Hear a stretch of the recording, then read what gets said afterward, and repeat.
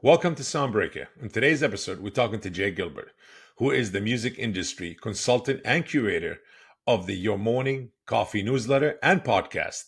Jay, thank you for joining us today. And for our listeners who might not be familiar with you, could you please introduce yourself? Sure. Well, first, Bob, thanks for having me on. I really appreciate it. Yeah, My I've pleasure. been working in the music industry for decades. I used to tour as a musician, worked at record stores, started working at Universal first. I was there 18 years, worked at Warner Music Group for 5 years. I've been doing my own thing. I have my own company and private consulting, which I've done for about 9.5 years, working with primarily artist managers, but some artists, and a couple of labels and a couple of data platforms, that sort of thing. So I've been doing that for about 9.5 years. And as you mentioned, I have this newsletter called Your Morning Coffee, and a companion podcast. I also do a podcast with Billboard Magazine called Behind the Set List with Glenn Peoples, which is just a lot of fun. You'd be surprised how many artists have never been asked about the songs they perform live. And then I do one other podcast with Mike Brandvold called Music Biz Weekly. And we just passed our millionth download and our 600th episode. So we've been doing it a while. Wow, congratulations. Amazing. Thank you. Let's start. You said you worked at record stores. I want to start with that, Jay. What stores you worked at? Oh, I worked at 2 different record stores. When I was fresh out of high school, I worked at Rising Sun Records and Tapes in Salem, Oregon. And then I worked at Tower Records for nearly 5 years in Portland, Oregon. And it was so much fun. Tower Records. It's funny. You'll ask anybody right now, 18 years old, or maybe even 20-year-olds, say, hey, have you heard of Tower Records? They'll say, what is that? Is that a new platform? There's still 90 Tower Record stores in Japan. Where? Well, okay. 90 different locations. Yeah, in Japan. You're kidding me. And they're working live and kicking? Yeah, well, it's a different company now, but, Japan is the #1 market in the world for physical goods. I thought India. No, it's Japan. I thought According India. to the latest IFPI report, it's Japan. Oh, wow. Okay. I didn't know that, honestly. This is new. Wow, something new on Soundbreaker. Okay, Japan is the #1 for physical good. So they sell what? Tapes, CDs, vinyl? Vinyl, yeah. Wow. Okay. And what about CDs? Oh no. Yeah, vinyl and CDs mainly. Amazing. Yeah. Unbelievable. Okay, Japan. We love Japan. We definitely love Japan. Jay, you've been in the business for decades, and I don't want to say that again, makes me feel old. Yeah. Because I am. Been in it for almost 30 years. Yeah. What really got you into the music business? Was it, say, hey, this is the path I want to take? Influence from home, your mom, your dad, friends, you were part of a band. What really started that journey? Yeah, all of the above. I grew up in a very musical household. My mom played classical piano. My grandfather played saxophone in big bands. My brother Jeff was a guitar player. We were immersed in music. But back then, we didn't know about genres and moods and things like that. I would listen to the radio and songs like, artists like Poco and Pure Prairie League would be played alongside of Wild Cherry and Earth, Wind and Fire. We didn't know what color those people were. We didn't care. It was just music. It was just great music. So I was always immersed in music. I played music, like you mentioned, I played in bands, and that was a lot of fun. And, working in record stores. So I've always been just immersed in music and everything I do. Wow. Every breath you take, it was all music when you were a kid. So there's no way out of it. So you worked at record stores, which kind of helped you a lot, I'm sure, gained knowledge and, a lot of inside info. And from there you started, you just went and worked for Universal immediately, or how did that happen? Working at record stores was so much fun, and it's a learning experience, like you mentioned. People would come in and say, I need the new record by so-and-so, and you'd need to know where that would be in the store. But you could also sort of become that recommendation engine. You'd come in and say, oh, I bought that John Coltrane, that Edith Piaf record. What else do you have that I would like? So it was sort of like the movie High Fidelity. We were the recommendation engine, which was really cool. And I noticed working at Tower that we had these reps from all of the different major labels would come in, and they'd set up promotions, and they'd have display materials, and they'd bring promo copies to play in the store. And we struck up friendships over the years, and we went to a lot of events together. And I thought that would be sort of a cool job. And I applied for and interviewed for a job with then MCA, which became Universal. Yes. Excuse me. And I got the job. And I moved from Portland, Oregon to Seattle to take that job. And then after about a year of that, they moved me down to San Francisco to work there. And eventually I ended up in Los Angeles. But it was 18 years with Universal because I had a new or different job every 3 or 4 years. I didn't do the same thing for 18 years. Wow. Oh, okay. Interesting. Jay, what were some of the key lessons you learned starting at Universal Music Group? Oh my gosh, there were so many. I was very fortunate that I had a mentor, this guy named Bob Shami, and he really took me under his wing, and he taught me things like, for example, when you give a report, don't just give somebody a ton of facts and figures, summarize it in what he called the executive summary. So at the top of the report, there were like 2 or 3 sentences. So if you weren't going to read the entire report, at least you would understand what it meant by that executive summary. He also explained to me and made me learn that this business is all about relationships and follow through. If you can develop good relationships and there's some integrity and you do what you say you're going to do, you'll go far in the music business. It's a good one. That's a good lesson. Absolutely. Follow up. Absolutely. Yes, it really is. And do what you said you wanted to do. Yeah. Jay, let's talk about Sanctuary Records Group. How did that work in there influence you handling artist marketing? Yeah, that was a big change for me. I handled Sanctuary basically for the western half of the United States. And Sanctuary was a very interesting company back then. They were a record company. They were publishing. They were book publishing as well as music publishing. They did producer management, which was interesting, and they did artist management. So, excuse me, they did a lot of different things at Sanctuary, so you could learn a lot of different verticals. And by handling everything from advertising, excuse me, I can't seem to clear my throat this morning, from handling everything. You run quite a few podcasts, my friend. Yeah, I know. I guess. With Sanctuary, I had to run all of the advertising, all of, the in-stores, bringing artists to record stores for performances and to radio stations. So there was a lot of interaction with artist managers and with artists. And then as the label, you see things a little bit differently than you do if you're the distributor or the manager, right? So I learned so much from that time with Sanctuary about artist relations and manager relations and how to, develop those relationships and get the things done that they needed to get done. Jay, what inspired you to move to Universal Music Enterprise, UME? And how did you bring some of the new ideas into digital marketing? Yeah, I went to UME, Universal Music Enterprises, which is their catalog division, when I went back to Universal. And it was great because we were working with Bob Marley's, his music, his estate, Jimi Hendrix, Elton John, John Coltrane. I mean, it was just an embarrassment of riches. But that was right at the time that iTunes started to take off. So downloads started to become a thing, right? And so did Napster on the illegal download side.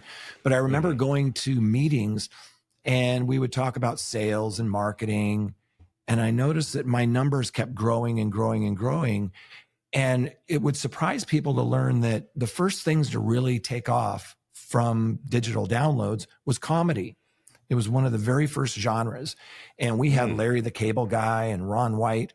And I kept coming to these meetings, these sales meetings going, we did, first it was hundreds of downloads, then thousands of downloads, then tens of thousands of downloads.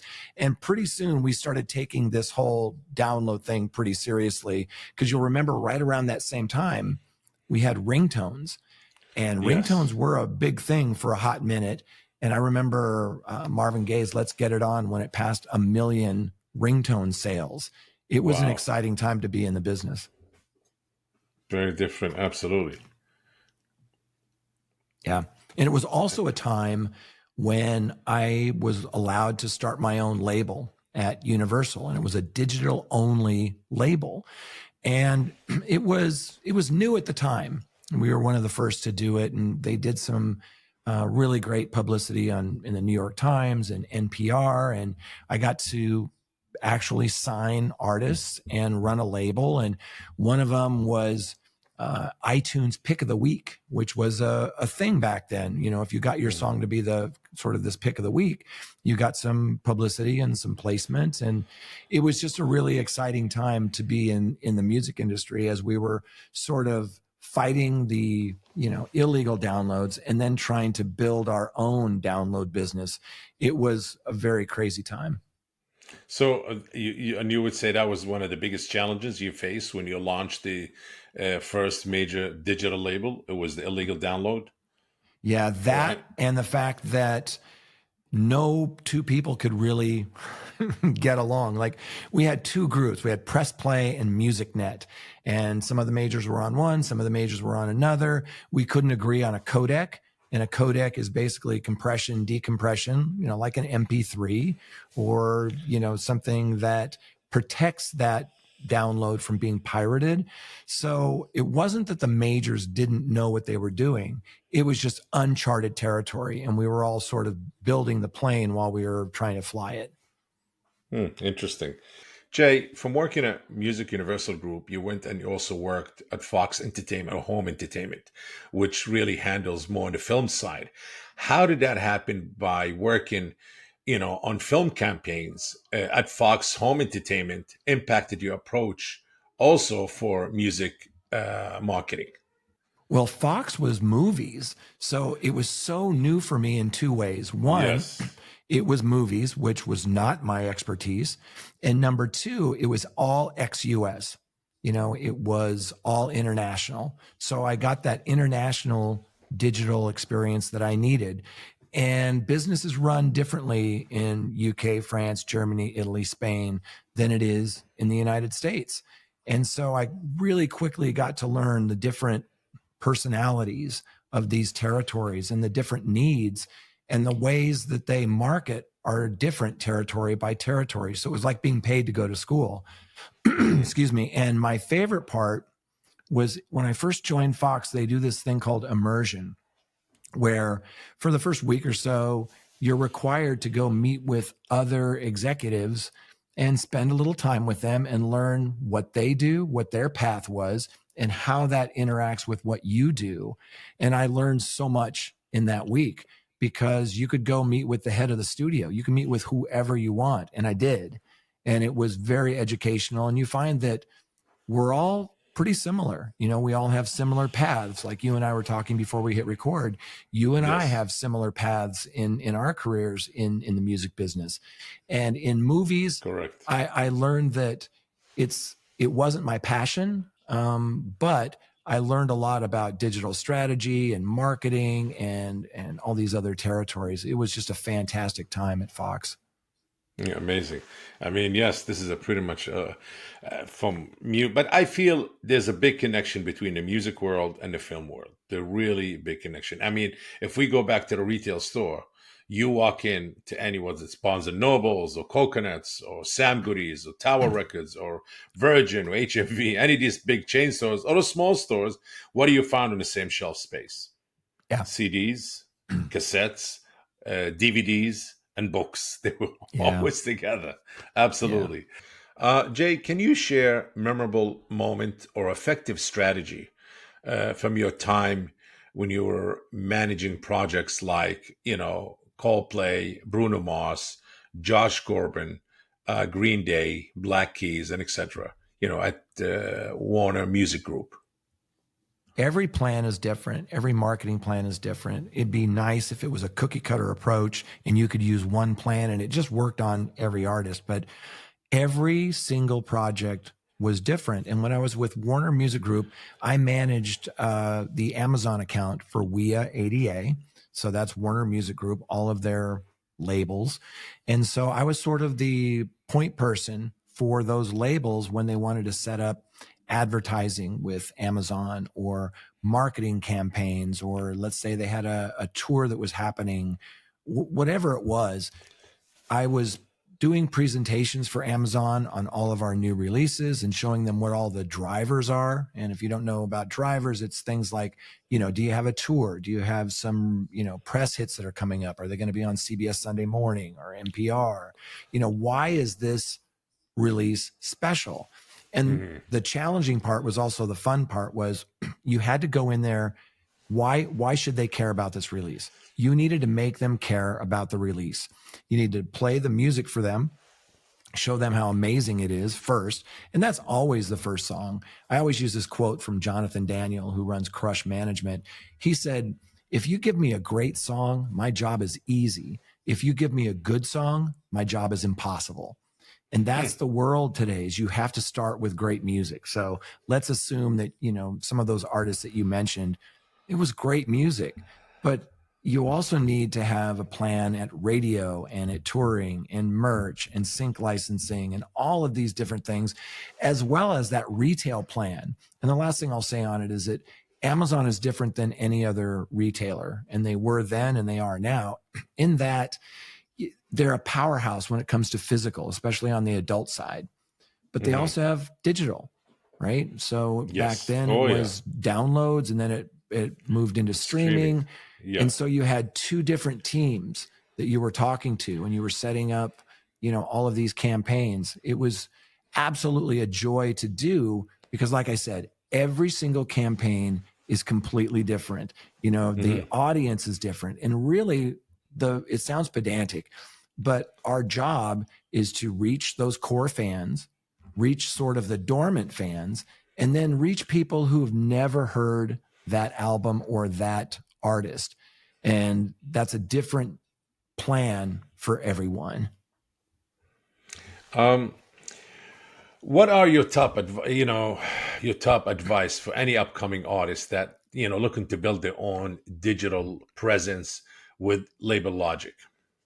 Yeah, the first thing we ask any potential client, whether it's an artist manager or an artist, is after we listen to the music, is number one, what are your goals? Because everybody has different goals. If you ask of a jazz artist, they want a tour. They want to play live. They want accolades. They want to play the Village Vanguard. They want to be on the cover of Downbeat. They want a Grammy. That's on the jazz side. Well, let's take some new developing, rock artists. They care a lot more about streaming. Even though there's not a ton of revenue in streaming, they focus so much on playlists and streaming. So every genre, every mood, everybody has different goals. So we start with that. Number one, what are your goals, and are those realistic? Are you aiming too low? Are you aiming too high? And then that way, when we do a campaign, we can see, here were your goals at the beginning. Excuse me. Did we overperform or underperform? Number two is, what is the narrative? Why should anybody care? Is it aspirational? Is it, is it based on who you're playing with? Is it just overcoming adversity?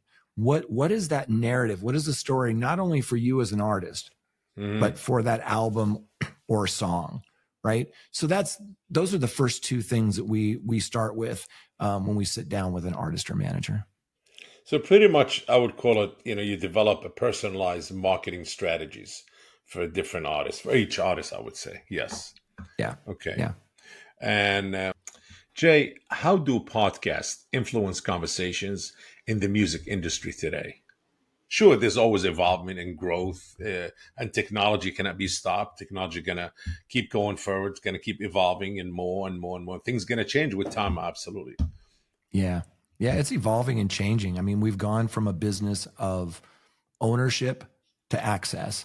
And with that comes a lot of new learnings. So let me back up. About 9.5 years ago, a friend of mine sent me an email.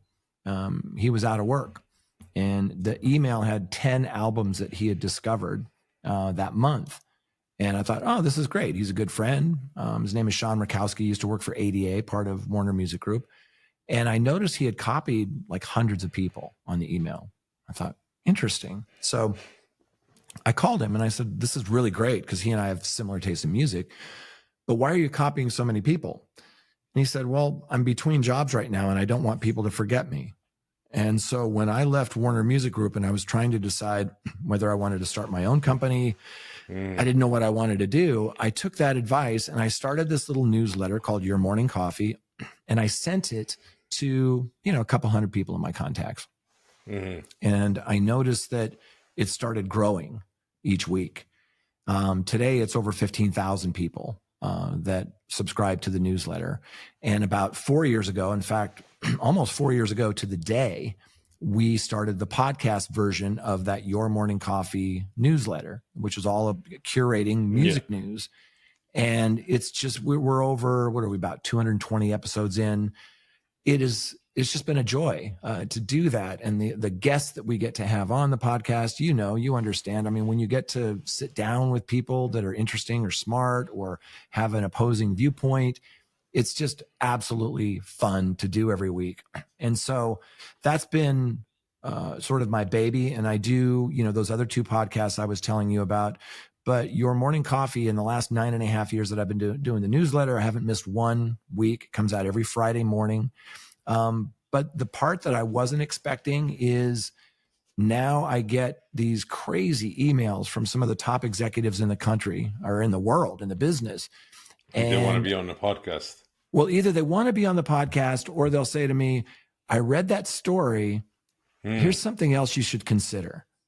And that happened with Ticketmaster Live Nation. We came on and we had only really reported on one side of that story. And by talking to them, we got the other side. We have very smart attorneys like Dina Lapolte and, Chris Castle and all these people who come on and explain the legal implications of some of these things like, ethical generative AI and, these things that are evolving and changing. They're a little bit ahead of the law in some places. So long story short, the podcast has really allowed me to have some really amazing conversations on the record and off the record. And I got to tell you, it's been the highlight of my entire career. I could say the same. Yes, it is pretty intriguing, doing a podcast and doing it constantly. And you start to become visible. People know who you are. And on top of that, just the people that you talk to, the people you meet, and the subjects that you interact into that conversation. So pretty intriguing. And you get to know people. Like, you'll be amazed. I'm always like, a lot of times after each interview, I'm like, wow, I didn't even know that. Me too. I was blown away, taken away, and you get to know certain characters and what drove people to be in the music business and how they done it. And you're like, there's no excuse. It's got to be, also you get to that level of mentality. It's like unbelievable, Yeah. Jay, what recent industry trend or topic on your Morning Coffee podcast excited you the most? Yeah, we've had so many fun guests on. We had Merck Mercuriadis from Hypnosis. And regardless of what's been successful or unsuccessful at Hypnosis, he's a force of nature. He's a music freak and artist manager. And I've worked with him off and on for years. And he's one of those guys that you could just sit and talk about his massive record collection for hours. Wow. And whenever I hook up with someone, to talk about music, it can go off the rails really quickly in a good way. One of the things that's really exciting for me is if your listeners are familiar with Luminate, used to be MRC data, SoundScan. It's really the point of reference the music industry uses for our data on sales and downloads, et cetera. They do a lot of other things, but we've had Jamie Markinette on the last every 6 months or so for their Luminate report, and he'll break it all down for us, which is really great. One of the most exciting parts for me is I follow music business worldwide and media and some of these great outlets very, very closely. Billboard. Well, now they come on the podcast and we have conversations. We recently had Tatiana Cirasano from Media on. We've had Mark Mulligan on. They do these amazing reports and they're so smart. But at the bottom of it, they're just hardcore music geeks like us, that they can't wait to tell you about that album they discovered or that show that they saw. And I was so humbled to find out that Tim Ingham and Murray Stassen and all those cool people over at Music Business Worldwide were even aware of the podcast and newsletter. And to get to work with, the fine folks at Billboard, I do a podcast with Glenn Peoples, the lead analyst over at Billboard, called Behind the Set List, which we really love doing. But there are other people, Steve Knopper, I get to talk to from time to time, and he'll pop on the podcast. And, they have so many smart people who are Elias Light, who they're writing these pieces that are really important about some of those topics you and I mentioned, like generative AI is such a big deal right now. You're looking at the fairness for, songwriters getting paid, the Copyright Royalty Board and the Music Modernization Act and the Mechanical Licensing Collective. And all of these things are evolving so quickly. So if you're like most people working in the music industry, you don't have time to read all that stuff, and you need someone to sort of give you a recap, to curate it every week. And that's sort of what we do with Your Morning Coffee. If you look at the newsletter, it's maybe a dozen stories each week, but there's like a paragraph on each one. It's that executive summary that I told you about at the beginning of this interview. Yes. That if you're not going to read this story, this is what you need to know about that story so you can stay informed. And then if you want to dig in and learn a little bit more, you can certainly do that. But that's sort of the background on that. Before we talk about you being a photographer and your photography, how it influenced your digital marketing in the music world, before we answer that, you know what? What is the future of the music business? You've been through it all. You've seen it all, from the record stores, physical, to major labels, the digital, to your own marketing. You have a podcast. You meet a lot of people. You hear a lot of things, and certain things, it gives you that aha moment when you listen to it. So what do you think is the future of the music business? That's a great question. At the beginning of every year, I publish predictions. And this year, I think there were maybe 10 of them, and 5 of them have already come true. And it's not because I'm the smartest guy in the room. It's because I listen to the smartest guys in the room, and I watch what they're doing. And I can tell you that I was never big on the whole Web3, NFT, DAO, all of that. As far as I love the underlying technology, but I never thought it was going to be the thing that a lot of people thought it was going to be. I'll tell you what my predictions are. I think that the music industry is quickly moving to the listeners becoming the creator. Watch what's happening at BandLab, what Meng Kwok and the team over at BandLab are doing. They've got 100 million monthly active users. And sometimes I talk to people and they go, oh no, I've never heard of BandLab. What is that? It is where these creators, and they're this new wave of creators. Some of them are gifted musicians and songwriters and lyricists. Some of them can't play an instrument. But with the technology today, the fans they don't want to just listen like I did growing up. They want to participate. They want to speed up the track. They want to slow it down. They want to reverb it. Then on another level, they want to take those stems and remix it and reimagine it. Then on another level, they may want to take that body of work and generate new works from it. I believe that in the next couple of years, you're going to see a lot more of the listeners become the creators. Right now, according to Luminate, there's about 184 million ISRC codes, roughly tracks, that are up available, right? Well, 86% of those have been streamed 1,000 or less time.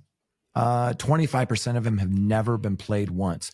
There's this fire hose of music that's being uploaded to the DSPs, roughly 100 and some odd thousand on average every day. It's too much. It's absolutely too much. That's only going to get worse. And when these users, these listeners, these fans, when they become the creators, which I promise you that's where it's going, it's going to be, not just millions, but it's going to be billions. And the last thing I'll say on it, I just read this really great book by Glenn McDonald. He used to be the data alchemist at Spotify. He came from Echo Nest and helped them come up with their Spotify algorithms. And he wrote a new book called You Have Not Yet Heard Your Favorite Song. And in the book, he explains a lot of what I'm talking about, where there's so much great music out there that you would absolutely love if you only heard it. So the second part of this prediction is, I think we're finally going to get to the point where you'll be able to be recommended music better.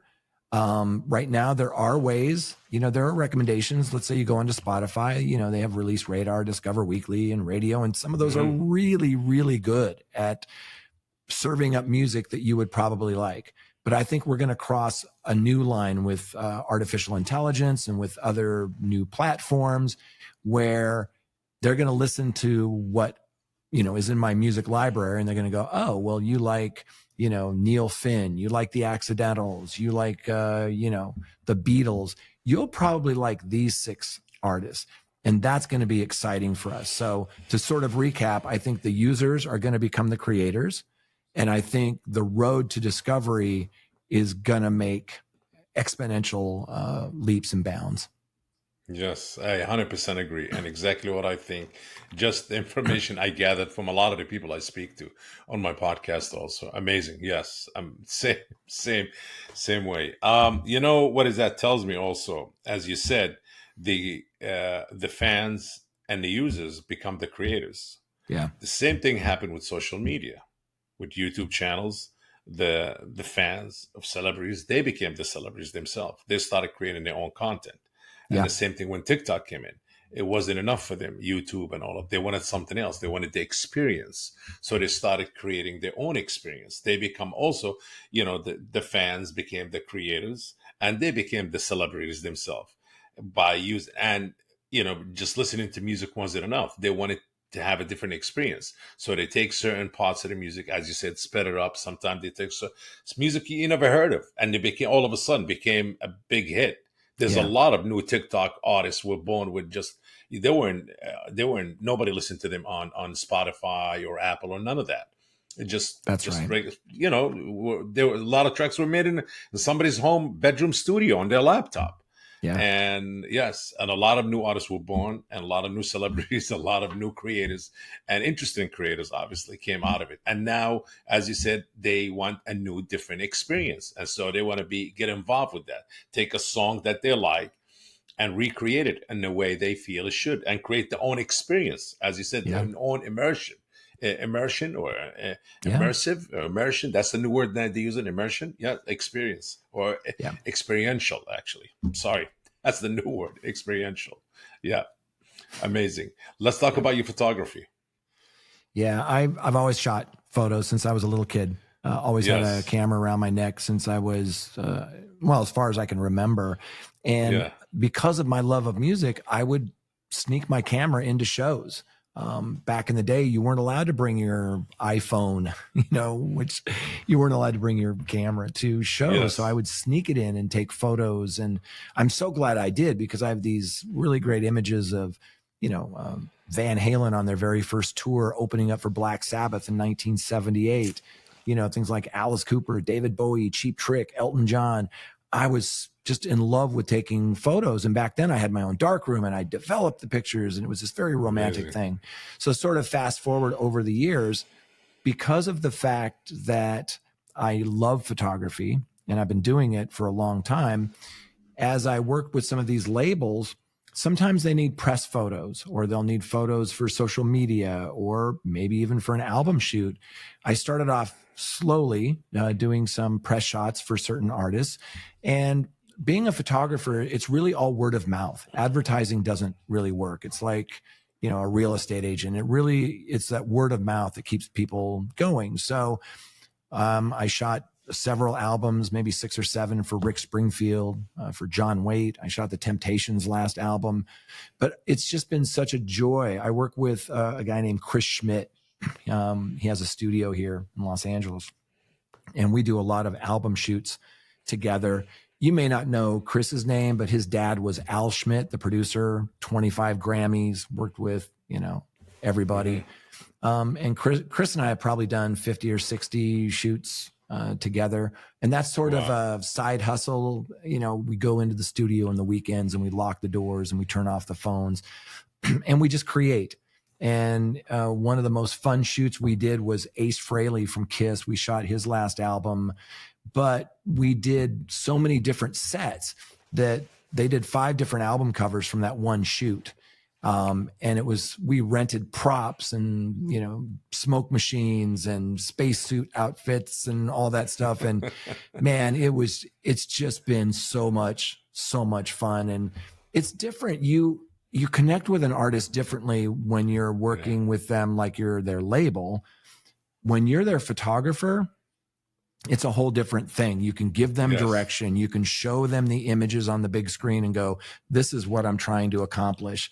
I had a shoot a few weeks ago with legendary guitar player Skunk Baxter. Skunk Baxter, as you probably know, was in the Doobie Brothers and Steely Dan, and he's just one of the iconic guitar players in rock history. And there I am, you know, Chris and I are having a photo shoot with him, and we're making him look like the badass that he is. And once they sort of see that you know what you're doing, they start to relax, because nobody really likes having their picture taken. Yes. But if you, like, we put up a big monitor. So instead of me taking a photo of you and then showing you the back of the camera and that little tiny thing, we take a photo and it goes up on this big screen and they go, oh, that actually looks pretty good. And then they start to relax. And what I love about photography is you never know what you're going to get. Every shoot is different. Just turning a light a certain way can change things dramatically. And so we're always experimenting and trying different things. And sometimes it doesn't work, but sometimes it's magic. What tips you have for the next wave of music professionals? After watching this episode, a lot of people are going to be intrigued and say, hey, you know what? Jay did it. There's still a chance for me to do it. I'm going to carve my own path and make my own mark in this music industry. Or now it's called the music tech industry. Yeah, I have some advice that I think could be really helpful for a lot of people who are trying to get into the music industry, either as a worker or a marketer, or they want to, you know, perform live or be in the recording studio, whatever it is. You can reach out to people today that I couldn't do when I was in high school or college. You can reach out to people who are doing what you want to do. I'll use an example. Let's say you want to be a sound engineer at some of these big music festivals. Well, you can go online and find out who runs the sound at all of these different festivals and for all these bands. And what I tell college kids all the time is reach out to them and say, you know, my name's Joe. I'm a college student. Can I get 15 minutes of your time and get some guidance or some advice? 9 times out of 10, they'll say, sure. And you hop on a Zoom and you find out what their path is. And I learned this I stumbled into it when I'm doing the podcast, and I know you know this as well. Sometimes just reaching out to somebody, and this could be somebody really famous or somebody very successful. You know, you reach out to them and say, hey, I'd love to get your advice on something. They'll give it to you a lot of times. I always say that everybody wants to give you advice, but nobody wants to give you a job. And what I mean by that is don't ask them for something. Don't say, hey, can you send me a thing, or can you do a thing for me? Say, I just want your advice and your guidance. And it could be over Zoom, virtual coffee, 10, 15 minutes. You'd be shocked at how many people will actually get on and do that with you.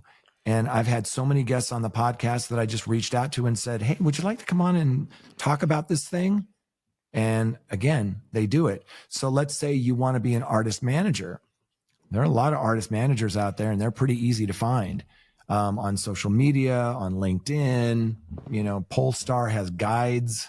You know, these directories. If Polestar, yes. Pollstar, you can purchase a record company guide, a touring guide, an artist manager guide, and we use those to reach out, to gain contacts.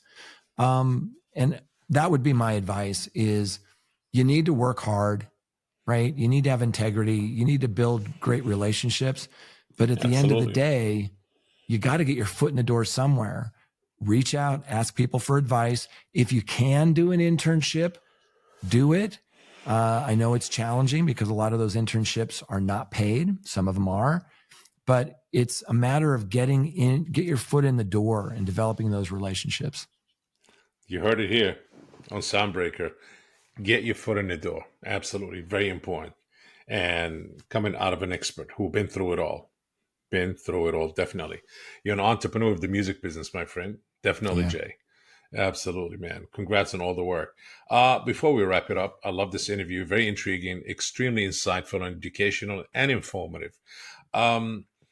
Anything you're working on beside, your morning coffee, podcast, and newsletter, and your consulting services? Anything else that are upcoming you would like to talk about? You'd like to mention for the viewers to kind of go check it out in the next month or so or this year?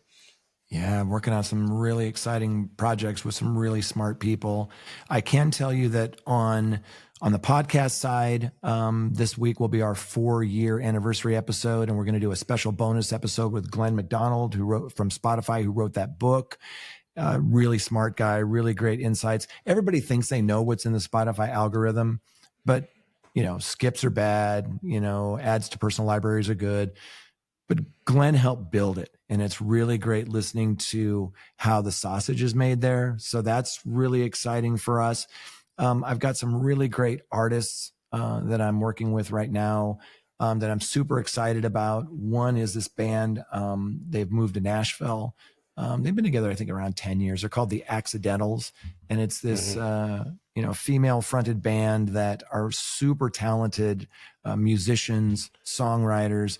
There's probably, 10 people on the planet who can write lyrics like Bernie Taupin, Neil Finn, Bob Dylan, Elvis Costello. Savannah can do that. And not only is Savannah in The Accidentals, who I absolutely love, but she tours as Lainey Wilson's multi-instrumentalist. So you'll see her on stage with Lainey playing violin, mandolin, guitar, everything. So that's sort of my newer developing. I love those guys so much, but I'm very fortunate that I get to work with, some of my favorite artists growing up. Sometimes I pinch myself, when I get a phone call from one of my favorite artists growing up, and they're asking for advice. And the last thing I'll say is with the Billboard Behind the Setlist podcast, we've had some really, really great interviews. We just did Perry Farrell from Jane's Addiction. We've had Shania Twain. We've had Black Keys. But we just recorded one last week with Lindsey Sterling, the violinist. And man, if you haven't seen this woman, she is ridiculously talented. And she's not singing, she's playing violin, and she's played, heavy metal festivals and, more like Americana festivals, and she's toured the world. She's amazing. And we have upcoming episodes with Daryl Hall. He's got a new album out, D, which is really great. And Paul Stanley from Kiss, that was my first concert, 1977, Cheap Trick opening for Kiss. And it's sort of funny. It's coming full circle where, I've got to see them, fall in love with them, follow them, later on work with them, which has been great. And now I get to interview Paul for the podcast, and it's pretty exciting. So follow your dreams, kids, because I'm telling you, if it can happen to a knucklehead like me, it can happen to you. So you're pretty much living your bucket list life. Yeah, you're really living it. Absolutely. That's it. You live once, enjoy life, do what you want to do, and just don't let nothing stop you. Absolutely. 100%. Well, Jay, I want to say thank you for joining us today. It was definitely a pleasure having you on Soundbreaker, sir. Great talking with you, Bob. Absolutely, man. Same here. And this concludes today's episode of Soundbreaker. Please make sure to follow us on socials and stay tuned for our new episode. Thank you, and see ya. If you enjoyed today's episode, make sure to share the Soundbreaker podcast. And if you are joining us on YouTube, please like this video and subscribe to the channel. Until next time.